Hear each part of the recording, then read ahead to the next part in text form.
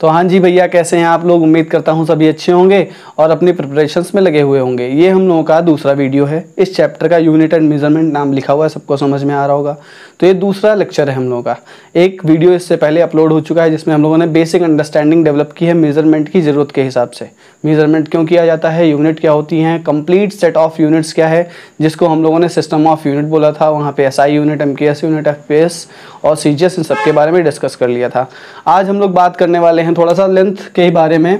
Indirect method कौन कौन से हैं जिनकी हेल्प से हम लोग लेंथ को मेज़र करेंगे, तो वो मेथड्स आज हम जानेंगे। क्या है बात ये है कि आज हम देखने वाले हैं indirect methods to measure the length को मेज़र करने के लिए इनडायरेक्ट मेथड्स कौन कौन से हैं उनकी बात करने वाले हैं। तो पहला मेथड जो है वो हम लोगों का ट्रिग्नोमेट्रिक मेथड है। देखते हैं जैसे ट्रिग्नोमेट्रिक किस तरीके से हेल्प करती है हमारी। ट्रिग्नोमेट्रिक मेथड किस तरीके से हम लोग लेंथ को मेज़र कर पाएंगे इस मेथड के थ्रू। तो अगर बात करें हम, एक बिल्डिंग है हमारे पास या एक कोई टावर है, एक कोई बिल्डिंग है या एक कोई टावर है, इस तरीके से इसकी हाइट h है। मान लेते हैं AB कोई बिल्डिंग है जिसकी हाइट कितनी दे रखी है, h दे रखी है। तो हम क्या करेंगे, इस बिल्डिंग से कुछ डिस्टेंस तक आ जाएंगे ऐसे, और मान लेते हैं P पॉइंट जो है हमारा ये ऑब्जर्वेशन पॉइंट है। क्या है? P पॉइंट हमारा पॉइंट ऑफ ऑब्जर्वेशन है, ऑब्जर्वेशन पॉइंट है। इस पॉइंट से हम क्या कर रहे हैं, इस बिल्डिंग को ऑब्जर्व कर रहे हैं ऐसे, ठीक। तो एक इंस्ट्रूमेंट है जिसको बोलते हैं सेक्सटेंट, ठीक है। क्या इंस्ट्रूमेंट का नाम है? सेक्सटेंट नाम है। और इसका इस्तेमाल आप ग्रेजुएशन में करेंगे। ग्रेजुएशन में इससे रिलेटेड प्रैक्टिकल भी हैं, उसमें आपको एक वॉल की हाइट या एक ट्री या पेड़ बोल रहे हैं तो उसकी हाइट या बिल्डिंग की हाइट आपसे मेज़र करवाई जाएगी, ठीक है। तो एक ग्रेजुएशन में आप एक इंस्ट्रूमेंट देखेंगे, जैसे आप लोगों ने देखा होगा कैमरा स्टैंड जो होता है ना, उसी तरीके का, उसी शेप का होता है, और आगे उसमें एक मीटर स्केल टाइप का फिट होता है, सर्कुलर मीटर स्केल जो एंगल में वैल्यू देता है। तो वहाँ से हम लोग क्या करते हैं, मेज़र करने का काम करते हैं। किसको? एक हाइट निकालेंगे, किसकी? बिल्डिंग की या ट्री की। तो अगर मान लेते हैं P पॉइंट हमारा एक ऑब्जर्वेशन पॉइंट है और इस पॉइंट पे आपने सेक्सटेंट को प्लेस कर रखा है। सेक्सटेंट से जब इस बिल्डिंग के टॉप को देखेंगे, ठीक है, सेक्सटेंट से क्या करेंगे, जब इस बिल्डिंग के टॉप को देखेंगे तो यहाँ एक एंगल की वैल्यू मिलेगी आपको, पर्टिकुलर एंगल की वैल्यू मिलेगी। मान लेते हैं उस एंगल की वैल्यू कितनी है, थीटा मिल रही है, और इस डिस्टेंस की वैल्यू कितनी है, ये मान लेते हैं x है। ये डिस्टेंस ऑब्जर्वेशन पॉइंट है, तो हम मीटर स्केल से मेज़र कर सकते हैं, तो इसको मेज़र कर लेंगे, ठीक, मीटर स्केल से। तो ये x की वैल्यू हमारे पास नोन होगी, थीटा हमको सेक्सटेंट से मिल जाएगा। तो अगर इस ट्रायंगुलर जो आपको शेप दिख रहा है, इसमें हम सेक्सटेंट की हेल्प से tan थीटा निकाल लें, ठीक है। थीटा हमने कहाँ से निकाला? थीटा निकालेगा हमारा सेक्सटेंट, और tan थीटा का फॉर्मूला अगर हम अप्लाई कर दें तो tan थीटा का जैसे आप फॉर्मूला अप्लाई करोगे तो tan थीटा क्या होता है, परपेंडिकुलर अपॉन बेस, है ना, परपेंडिकुलर अपॉन बेस। ये तो फॉर्मूला मैथमेटिक्स में पढ़ रखा है। परपेंडिकुलर की वैल्यू AB है और बेस की वैल्यू PB है। AB की वैल्यू h है और PB की वैल्यू x है। तो यहाँ से अगर हम h की वैल्यू निकालना चाहें तो h की वैल्यू क्रॉस मल्टीप्लिकेशन से x tan थीटा के बराबर हो जाएगी, है ना, x tan थीटा के बराबर हो जाएगी। तो ये कितना ईजी वे है ना, किसी भी बिल्डिंग की हाइट निकालनी, किसी भी टावर की हाइट निकालनी है, किसी भी पेड़ की हाइट निकालनी है, तो हम क्या करेंगे, एक सेक्सटेंट नाम का इंस्ट्रूमेंट है, इसकी हेल्प से बहुत ईजिली हम चीज़ों की हाइट निकाल सकते हैं, ठीक है। उम्मीद है बात समझ में आ गई होगी। इसके बाद जरा देखते हैं कि अगर मान लो एक माउंटेन की हाइट निकालनी है। किसकी हाइट निकालनी है? मान लेते हैं एक माउंटेन की हाइट निकालनी है, तो इसमें भी ट्रिग्नोमेट्रिक मेथड ही अपना काम करता है। ट्रिग्नोमेट्रिक मेथड ही काम करेगा। किस तरीके से काम करेगा? मान लेते हैं कि एक आपका कोई माउंटेन है जिसकी हाइट कितनी है, h है, इस तरीके से हाइट h है इसकी, ये मान लेंगे पॉइंट A है, ये बेस पॉइंट B। तो पहले इसको क्या करेंगे, पहले इसको एक पर्टिकुलर पॉइंट से हम ऑब्जर्व करना स्टार्ट करेंगे। ये ऑब्जर्वेशन पॉइंट है at a distance of x from the base. कितने डिस्टेंस पे है? x डिस्टेंस पे है बेस से। इस पॉइंट पे हम क्या करेंगे, इस पॉइंट मान लेते हैं इसका नाम है P, और P पे हम सेक्सटेंट को प्लेस करेंगे और क्या करेंगे, माउंटेन के टॉप को देखेंगे। जब माउंटेन के टॉप को देखेंगे तो यहाँ एक वैल्यू मिल जाएगी आपको थीटा की, मिलेगी कि नहीं मिलेगी? तो थीटा की एक वैल्यू मिल जाएगी। इसके बाद क्या करेंगे, हम सेक्सटेंट को थोड़ा और पीछे लेके आएंगे। सेक्सटेंट को थोड़ा सा क्या करेंगे और पीछे लेके आएंगे और मान लेंगे क्यू पॉइंट पे हमने प्लेस किया है। तो इस पॉइंट से जब देखना ऑब्जर्व करेंगे टॉप को, है ना, इस माउंटेन के टॉप को, तो ये वैल्यू मान लेते हैं, एक और थीटा की वैल्यू मिलेगी। तो पहले वाले को हम मान लेते हैं θ1, इसको मान लेते हैं θ2, और ये डिस्टेंस आपकी मान लेते हैं d डिस्टेंस, आप पीछे आए थे पहले ऑब्जर्वेशन पॉइंट से। ठीक, तो ये 2 थीटा की वैल्यू मिल गई, ठीक है ना, 2 थीटा की वैल्यू मिल गई। तो इसकी हेल्प से हम करेंगे क्या, देखते हैं जरा। पहले वाले ट्रायंगल की बात की जाए, दोनों पॉइंट पे क्या किया था, पहले आपने सेक्सटेंट यहाँ प्लेस किया था, θ1 निकाला, यहाँ प्लेस किया, θ2 निकाला, और θ1 θ2 निकाल लिया हाइट के रेस्पेक्ट में। तो अब जरा पहले ट्रायंगल की बात करते हैं, इन ट्रायंगल APB, पहला वाला जो ट्रायंगल है, ठीक, अभी भी ये ट्रिग्नोमेट्रिक मेथड ही है हमारा। तो APB जो ट्रायंगल है हमारा, इसमें हम क्या करें, एक बार जरा कॉट थीटा निकाल के देखो। तो कॉट थीटा क्या होता है, कॉट थीटा होता है बेस अपॉन परपेंडिकुलर, यानी x/h होता है ना। क्यों निकाल रहे हैं वो अभी देखेंगे, ठीक है, क्यों निकाल रहे हैं वो अभी देखेंगे। तो कॉट थीटा निकाला, तो कॉट थीटा में थीटा की वैल्यू कितनी है, θ1 है, तो इसकी जगह θ1 प्लेस कर दिया। कॉट θ1 की वैल्यू कितनी आएगी, x/h आई, कोई दिक्कत नहीं होनी चाहिए। फिर बात करते हैं इन ट्रायंगल, पूरे बड़े वाले ट्रायंगल में किसकी बात करेंगे, QAB की बात करेंगे। यहाँ से निकालते हैं कॉट θ2, तो कॉट थीटा फिर क्या हो जाएगा तुम्हारा, बेस अपॉन परपेंडिकुलर। तो बेस अब क्या है, अब बेस है हमारा QB, और परपेंडिकुलर क्या है, AB, परपेंडिकुलर क्या है, AB। तो कॉट θ2 की वैल्यू यहाँ से आ जाएगी, QB की वैल्यू तुम्हारी पूरी है d + x, और इसकी वैल्यू फिर क्या है आपकी, AB की वैल्यू फिर से h ही है। तो इसको इक्वेशन नंबर 1 मान लिया, इसको इक्वेशन नंबर 2 मान लिया। अब इक्वेशन नंबर 1 में से अगर इक्वेशन नंबर 2 में से अगर इक्वेशन नंबर 1 को सब्ट्रैक्ट कर दें, क्या करें, इक्वेशन नंबर 2 में से इक्वेशन नंबर 1 को सब्ट्रैक्ट करते हैं, तो देखते जरा क्या मिलेगा, cot θ2 माइनस cot θ1, ये तो लेफ्ट हैंड साइड में मिलेगा। राइट हैंड साइड में देखते हैं तो मिलेगा d + x upon h minus x upon h। LCM लेंगे तो दोनों का एलसीएम h है, ऑलरेडी दिख रहा है, कुछ करने की जरूरत ही नहीं। ऊपर क्या बचेगा, d + x माइनस x, तो x कैंसिल हो जाएगा, यहाँ से वैल्यू मिलेगी d/h, है ना। d/h वैल्यू किसकी मिली, cot θ2 माइनस cot θ1 की, ठीक है ना, इस चीज़ की वैल्यू मिली। तो यहाँ से अगर क्रॉस मल्टीप्लाई करके h की वैल्यू निकालना चाहें तो हम निकाल सकते हैं। h ऊपर जाएगा और ये वाला टर्म नीचे आ जाएगा, तो h = d/cot θ2 माइनस cot θ1, ये वैल्यू मिली हमको हाइट ऑफ द माउंटेन की। उम्मीद है बात समझ में आ गई होगी। d की वैल्यू नून होगी आपके पास, x की वैल्यू से यहाँ पे कोई फर्क नहीं पड़ता है, और h की वैल्यू हम यहाँ से निकाल लेंगे। θ1 θ2 हमसे किससे मिला होगा, θ1 θ2 हमको दोनों वैल्यूज मिल गई होंगी सेक्सटेंट की हेल्प से, जो इंस्ट्रूमेंट है हमारा उसकी हेल्प से। तो उम्मीद है इतना समझ में आ गया होगा। अगर आपको स्क्रीनशॉट वगैरह लेना है तो ले लीजिए, अदरवाइज नोट कर लीजिए। उसके बाद अगले टॉपिक पे बढ़ते हैं हम लोग, ठीक है, अगले टॉपिक पे बढ़ते हैं। डिस्टेंस को मेज़र करने के ही मेथड चल रहे हैं अभी ये सब, डिस्टेंस को कैसे कैसे मेज़र करेंगे। अगला मेथड देखते हैं। तो अगला मेथड जो है वो है हमारा पैरेलैक्स मेथड। पैरेलैक्स मेथड क्या है, पैरेलैक्स मेथड, ठीक है, ये हम लोग का अगला मेथड है, पैरेलैक्स मेथड।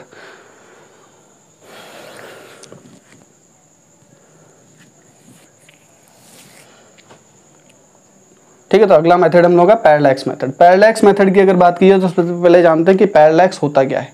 तो पैरेलैक्स, अगर मान लो ये एक पेन है, ठीक, और इस पेन को आप देखना चाह रहे हो, ठीक, इस पेन को हम क्या करना चाह रहे हैं, ऑब्जर्व करना चाह रहे हैं। तो अगर एक आंख से ऑब्जर्व करेंगे तो इसकी पोजीशन कुछ और दिखेगी, दूसरी आंख से ऑब्जर्व करेंगे तो इसकी पोजीशन कुछ और दिखेगी। जैसे जैसे आप क्या करेंगे, ऑब्जर्वेशन पॉइंट जो हमारी आंखें हैं इनमें से किसी एक आंख की हेल्प से इसको देख रहे हैं तो इसकी पोजीशन कुछ और दिख रही है, दूसरी आंख से देख रहे हैं तो कुछ पोजीशन और दिख रही है। तो जैसे जैसे आप ऑब्जर्वेशन पॉइंट को चेंज कर रहे हो इसकी पोजीशन में, जो कि चेंज नहीं हो रही लेकिन अपरेंट चेंज दिख रहा है इसकी पोजीशन में, कभी ये इधर दिख रही, कभी ये इधर दिख रही। जब इस आंख से देखोगे तो ये इधर दिखेगी और इस आंख से देखेंगे तो ये इधर दिखेगी, जबकि ये क्या है, अपनी ही जगह पर है। तो इसकी पोजीशन में एक अपरेंट शिफ्ट हो रहा है जैसे जैसे आप क्या कर रहे हो, ऑब्जर्वेशन पॉइंट को चेंज कर रहे हो। तो इस अपरेंट शिफ्ट को क्या बोलते हैं, इसको हम बोलते हैं पैरेलैक्स। तो क्या लिखेंगे, the apparent shift, the apparent shift in the position of the object, the apparent shift in the position of the object when we shift our eye sidewise is called as parallax. इसको क्या बोलते हैं? Parallax बोलते हैं। ठीक, तो कैसे, जरा डायग्राम से समझने की कोशिश करते हैं। मान लेते हैं ये एक पेन था जिसको हम ऑब्जर्व कर रहे थे इस पॉइंट पे। पहले हमने अपनी लेफ्ट वाली आई से देखा, फिर हमने अपनी राइट वाली आई से देखा। तो ये क्या है? ये आपके ऑब्जर्वेशन पॉइंट हैं। एक बार हमने क्या किया, इसको लेफ्ट वाली आई से देखा, एक बार इसको राइट वाली आई से देखा।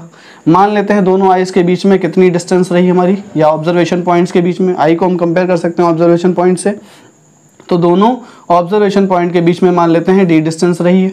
ठीक, ये आपका क्या रहा है? ये आपका पेन है जिसको हम देख रहे हैं, और मान लेते हैं ये एंगल थीटा है। एंगल कितना है? थीटा है, जो आपके इस पेन पे बन रहा है दोनों आंखों की वजह से। और इस डिस्टेंस की वैल्यू मान लेते हैं एस है। इस डिस्टेंस की वैल्यू कितनी है? एस है। तो यहाँ से अगर हम निकालने की कोशिश करें एंगल, तो एंगल की वैल्यू क्या होती है? Angle is equal to arc upon radius होता है। आर्क अपॉन रेडियस होता है, या आर्क अपॉन लेंथ भी लिखते हैं। क्या लिखते हैं? आर्क अपॉन लेंथ भी लिखते हैं। तो यहाँ से एंगल की वैल्यू जो थीटा है वो हो जाएगी आर्क ये वाली होती है। एल आर डिस्टेंस जो है वो आपकी क्या बोली जाती है? थीटा के सामने वाली डिस्टेंस, इसको क्या बोलते हैं? Arc length. तो आर्क लेंथ आपकी दे रखी है L R divided by radius, ये वाली लेंथ या इस वाली डिस्टेंस को रेडियस भी बोलेंगे अगर ये सर्कुलर होती ना। अगर ये क्या होता? ये आपका सर्कुलर सिस्टम होता इस तरीके से, तो इस डिस्टेंस को रेडियस बोलते हैं। तो उस केस में नीचे क्या हो जाएगा? ये हो जाएगा पी एल। तो एल आर आपकी जो कि डी है, और पी एल आपकी क्या है? पी एल हमारी है एस। ठीक, तो यहाँ से अगर हम एस को निकालना चाहें तो एस की वैल्यू क्या हो जाएगी? डी बाई थीटा हो जाएगी। तो ये डिस्टेंस मेजर करने का एक तरीका है जिसको पैरेलैक्स मेथड बोला जाता है। ठीक, अब पैरेलैक्स मेथड का इस्तेमाल कहाँ होगा? पैरेलैक्स मेथड का इस्तेमाल होगा जब आपको मान लो मून की डिस्टेंस निकालनी है, ठीक, या किसी प्लेनेट की डिस्टेंस निकालनी है जो हमसे काफ़ी डिस्टेंस पे है, तो उसकी डिस्टेंस निकालने के लिए भी पैरेलैक्स मेथड का इस्तेमाल किया जा सकता है। किस तरीके से इस्तेमाल करेंगे वो जरा देखते हैं। ठीक, किस तरीके से हम मून की डिस्टेंस निकाल सकते हैं वो जरा देखते हैं। बहुत सिंपल सा मेथड है। मान लेते हैं ये हमारी अर्थ सरफेस है, ये हमारी अर्थ सरफेस है, और पी पॉइंट पे एक प्लैनेट है, या पी पॉइंट पे एक स्टार है। इस तरीके से एक स्टार है, और इस स्टार की डिस्टेंस हमको निकालनी है। ठीक, तो पहले हम क्या करेंगे? इस पॉइंट पे, इस पॉइंट से ऑब्जर्व करेंगे इस स्टार को। ठीक, इस स्टार को ऑब्जर्व करेंगे, या मान लेते हैं मून है तो पहले मून को ऑब्जर्व करेंगे। मान लेते हैं मून ही है, ठीक है, तो मून को ऑब्जर्व करेंगे इस पॉइंट से। अब एक और हम स्टार कंसीडर करेंगे। क्या करेंगे? एक और स्टार हम कंसीडर करेंगे एस। ये एस पे क्या है? एक स्टार है, जिसको अगर ए पॉइंट से देखा जाए तो ये इस पोजीशन पे दिख रहा है हमको, और अगर बी पॉइंट पे देखा जाए, एक बी ऑब्जर्वेशन पॉइंट है। क्या किया हमने? पहले इस पॉइंट से इस मून को ऑब्जर्व किया, फिर दूसरी डिस्टेंस पे गए। कितनी डिस्टेंस पे गए? इस सर्कुलर पाथ पे मान लेते हैं डी डिस्टेंस पे गए, और उस पॉइंट से हमने क्या किया? ऑब्जर्व करना स्टार्ट किया इस मून को। तो वो ऐसे दिख रहा है हमको, इस एंगल पे दिख रहा है। ये मान लेते हैं बी पॉइंट है, ऑब्जर्वेशन पॉइंट है ये और बी। अब अगर बी से हम देख रहे हैं एस को, तो इस पोजीशन पे दिखेगा हमको एस। क्यों? क्योंकि अगर मान लो अर्थ सरफेस पे आप एक सर्कुलर पाथ पर मूव कर रहे हो, क्या करेंगे? अगर अर्थ सरफेस पे आप एक सर्कुलर पाथ पे मूव कर रहे हैं और उसके ऊपर एक स्टार है ऐसे, ठीक, तो सर्कुलर पाथ के किसी भी पॉइंट से इस स्टार को ऑब्जर्व करोगे। क्या बताया मैंने? कि सर्कुलर पाथ के किसी भी पॉइंट से अगर इस स्टार को ऑब्जर्व करोगे तो ये वाली डिस्टेंस आपकी जो होगी वो सेम रहेगी, है ना। ये डिस्टेंस थोड़ी चेंज हो जानी है, तो सेम रहनी है आपकी। तो जितनी डिस्टेंस ए पॉइंट से होगी एस की, उतनी ही डिस्टेंस बी पॉइंट से होगी एस की। कोई दिक्कत? तो इन पॉइंट्स को जरा मिला देते हैं। इन पॉइंट्स को क्या किया हमने? मिला दिया ऐसे। अब मान लेते हैं ये एंगल कितना बन रहा है? φ1 बन रहा है। ये एंगल कितना बन रहा है? φ2 बन रहा है, ठीक। तो ये एंगल φ1 है तो ये भी φ1 हो जाएगा, और ये एंगल φ2 है तो ये वाला एंगल भी φ2 हो जाएगा कि नहीं हो जाएगा? हो जाना चाहिए। अब ये डिस्टेंस मान लेते हैं s है। ये डिस्टेंस कितनी है? s है। तो यहाँ से अगर हम क्या निकाल लें? यहाँ से अगर हम निकाल लेते हैं फाई की वैल्यू, यानी एंगल की वैल्यू अगर हम निकाल लेते हैं, एंगल कितना होगा? एंगल आपका है φ1, और φ2 दोनों को मिला करके एंगल बन रहा है ना। ये पूरा एंगल कितना मान लेते हैं, कंप्लीट है थीटा। तो एंगल कितना है थीटा, और थीटा बराबर किसके है, φ1 प्लस φ2 के बराबर है। तो अगर यहाँ से हम थीटा निकालना चाहें तो थीटा की वैल्यू क्या आएगी, आर्क अपॉन रेडियस के बराबर आएगी ना। किसके बराबर आएगी, आर्क अपॉन रेडियस के बराबर आएगी, या आर्क अपॉन लेंथ के बराबर आएगी। आर्क की वैल्यू हमने कितनी दे रखी है, आर्क की वैल्यू हमने दे रखी है d। ए और बी के बीच में सर्कुलर डिस्टेंस कितनी है, वो है d, ठीक। और रेडियस कितना है इसका, s है। तो यहाँ से s की वैल्यू हम निकाल सकते हैं d अपॉन थीटा। s ठीक है, ऑब्जर्वेशन पॉइंट जो कि a और b हैं उनसे मून की डिस्टेंस, तो वो हमने निकाल ली इस मेथड से। कितना ईजी है ना, बहुत ज़्यादा दिमाग नहीं लगाना है, बहुत इजीली वे में समझ लेना है, ठीक। उम्मीद है समझ में आ गया होगा। इसके बाद हम अगले टॉपिक पे बढ़ते हैं, वो भी मेज़र करने का ही तरीका है, किन चीज़ों का, डिस्टेंस को ही मेज़र करने का तरीका है। तो पहला मेथड है आपका लेज़र मेथड। लेज़र टॉर्च के बारे में देखा होगा सबने, है ना। लेज़र टॉर्च को देखा है कि नहीं देखा है, उम्मीद है लेज़र टॉर्च को सबने देखा होगा, ठीक। तो लेज़र टॉर्च में क्या करें, अगर लेज़र टॉर्च से किसी एक प्लेनेट पे फोकस करें, ठीक है, क्या किया जाए, रेडियस मान लेते हैं, ये हम अर्थ सरफेस पे हैं, यहाँ एक स्टार है, ठीक, कोई भी स्टार है। अब इससे हम क्या कर रहे हैं, इस पर फोकस कर रहे हैं लेज़र टॉर्च से, ठीक है। क्या किया हमने, लेज़र टॉर्च से इस पॉइंट पे फोकस किया। अब जरा लेज़र की बात करते हैं, तो लेज़र की प्रॉपर्टी क्या है, ये एक पहली बात हाई इंटेंसिटी की लाइट होती है, हाई इंटेंसिटी की लाइट है, मोनोक्रोमेटिक है, यानी सिंगल वेवलेंथ होगी, मोनोक्रोमेटिक है, सिंगल वेवलेंथ की होगी, ठीक। और यूनिडायरेक्शनल मेथड है, यानी एक ही सिंगल डायरेक्शन में चलती है। तो क्या होगा, जैसे ही इस पॉइंट से, पॉइंट P से इस स्टार को फोकस किया गया, तो मान लेते हैं ये डिस्टेंस कितनी है, s है। तो ये क्या होगा, ये यहाँ से टॉर्च जलेगी और ऐसे लेज़र फोकस होगी स्टार पे, और कितनी स्पीड से जाएगी, c की स्पीड से जाएगी, c की स्पीड से स्टार तक जाएगी, ठीक। और उसके बाद क्या होगा, यहाँ से रिफ्लेक्ट होगी और फिर हम तक वापस पहुँचेगी, है ना। एक बार जाएगी s डिस्टेंस तक और फिर रिफ्लेक्ट होकर हम तक पहुँचेगी। तो मान लेते हैं जाने में टाइम लगा t, आने में टाइम लगा t, डिस्टेंस कितनी कवर हुई, टोटल 2 टाइम्स कवर हुई ना। एक बार जाने में डिस्टेंस, ये s है, मान लेते हैं जाने में कितना टाइम लगा, तो लिखेंगे यहाँ पे the laser takes time t1 to, या t लिख लेते हैं, to reach to the planet. तो t क्या होता है, t is equal to distance upon velocity. Distance कितनी है, s, ठीक, डिस्टेंस कितनी है, s है, और स्पीड कितनी है, स्पीड ऑफ लाइट है हमारी। इतना ही टाइम आने में लगा होगा, तो 2 टाइम्स अगर t की बात की जाए, जाने में और आने में, टोटल टाइम टेकन कितना हो जाएगा, टोटल टाइम टेकन हो जाएगा, टोटल टाइम टेकन हो जाएगा हमारा t plus T, that is s by c plus s by c। तो यानी हो जाएगी 2 टाइम्स s बाई c, यही हो जाएगा ना, 2 टाइम्स s बाई c। तो ये तो हो जाएगा 2t, ठीक, और ये 2s बाई c हो जाएगा। अब जो ये टोटल टाइम टेकन है, इसको मान लेते हैं, अगर हम कैपिटल T से रिप्रेजेंट करते हैं, टोटल टाइम टेकन कितना है, 2 आवर्स प्लस 2 आवर्स, यानी 4 आवर्स लगे। तो इसको कैपिटल T से रिप्रेजेंट कर दिया है, तो ये 2s बाई c हो जाएगा कि नहीं हो जाएगा। तो यहाँ से अगर डिस्टेंस निकालनी है, that is s, we want to calculate the value of s, तो s की वैल्यू क्या हो जाएगी, c multiplied by t divided by 2। तो ये डिस्टेंस हम निकाल सकते हैं किसी भी प्लेनेट की फ्रॉम द अर्थ सरफेस। इस मेथड को बोला जाता है लेज़र मेथड, ठीक है। क्या बोला जाता है, लेज़र मेथड। दूसरा हम लोगों का होता है, दूसरा मेथड कौन सा है, दूसरा हम लोगों का है, सेम प्रिंसिपल पे काम करता है। दूसरा क्या है, रडार मेथड है, ठीक है, रडार मेथड है। रडार मेथड से भी हम लोग क्या करते हैं, प्लैनेट्स की डिस्टेंस कैलकुलेट कर सकते हैं। तो सेम, बिल्कुल सेम कॉन्सेप्ट है। रडार क्या करेंगे, यहाँ से रडार में हम किस, पहली बात तो जान लेते हैं रडार में किन रेस का इस्तेमाल करते हैं। रडार में हम लोग इस्तेमाल करते हैं रेडियो वेव्स का। किनका, रेडियो वेव्स का यूज़ करेंगे, और रेडियो वेव्स को इस ऑब्जर्वेशन पॉइंट से क्या करेंगे, फोकस करेंगे प्लेनेट पे। प्लेनेट पे जाएंगी, टकराएंगी, वापस आएंगी, तो फिर से यहाँ पे टाइम की वैल्यू आपको 2s बाई सी मिल जाएगी, है ना, 2s बाई सी मिल जाएगी। तो यहाँ से s हम फिर से निकाल लेंगे, c multiplied by t upon 2, इतने से। उम्मीद है समझ में आ गया होगा। इसी तरीके का सोनार मेथड, ठीक है, सोनार मेथड में हम किन रेस का इस्तेमाल करते हैं? अल्ट्रासोनिक रेस का इस्तेमाल किया जाता है, ठीक है, अल्ट्रासोनिक वेव्स का इस्तेमाल किया जाता है।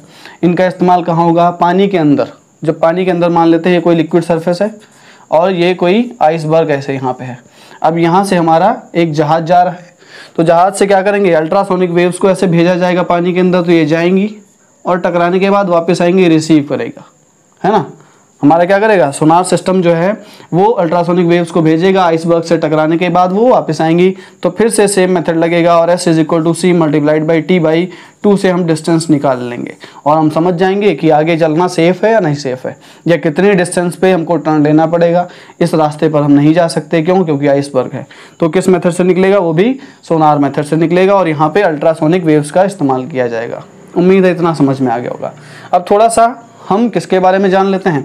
थोड़ा सा मास और वेट के बारे में जान लेते हैं। ये भी जानना जरूरी है, अभी आगे काम आएगा हम लोगों के, ठीक है, मास और वेट के बारे में।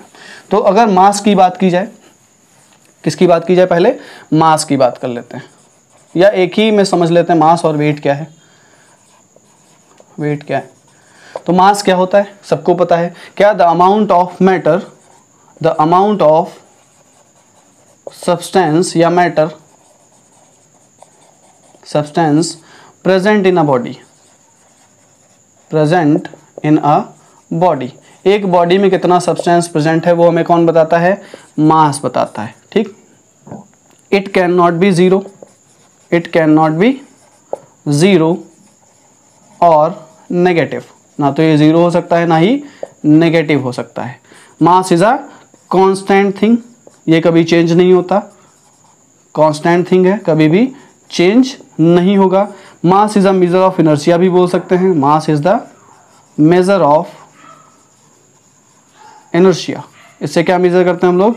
इनर्शिया को मेजर करते हैं, ठीक है। Mass is a measure of inertia, it can not be zero, it is a constant thing, और ये किसी भी मटेरियल बॉडी की एक प्रॉपर्टी है जिसको हम क्या बोलेंगे? m से रिप्रेजेंट करते हैं, ठीक।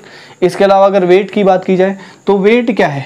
अगर किसी भी बॉडी के पास मास m है, वो g एक्सेलरेशन से टुवर्ड्स द सरफेस की तरफ एक्सेलरेटेड है। वेट एक तरीके का फोर्स है, क्या है? It is the force, it is the force with which, it is the force with which a body is attracted towards the earth surface, towards the earth surface. तो एक तरीके का फोर्स है जिसके द्वारा कोई भी बॉडी हमारी अर्थ सरफेस की तरफ अट्रैक्टेड होती है। इसके अलावा अगर बात की जाए तो एक वेक्टर क्वांटिटी है। कैसी क्वांटिटी है? It is a vector quantity. और अगर हम मास की बात करें तो mass is a scalar quantity. Mass हमारी कैसी है? एक स्केलर क्वांटिटी है, ठीक है। इसके अलावा बात की जाए तो वेट हमारा ज़ीरो भी हो सकता है। वेट कैसा हो सकता है? ज़ीरो हो सकता है, और ये चेंज होता है, ठीक है। क्या करेंगे? जब हम पोल्स पे जाएंगे और सरफेस की पोल पे जाएंगे तो हमारा वेट कुछ और होगा, मून पे जाएंगे तो वेट कुछ और होगा। तो ये चेंज हो सकता है, जबकि मास चेंज नहीं होता है। तो आज के लिए इतना ही रखते हैं, मिलते हैं नेक्स्ट वीडियो में, तब तक के लिए राधे राधे।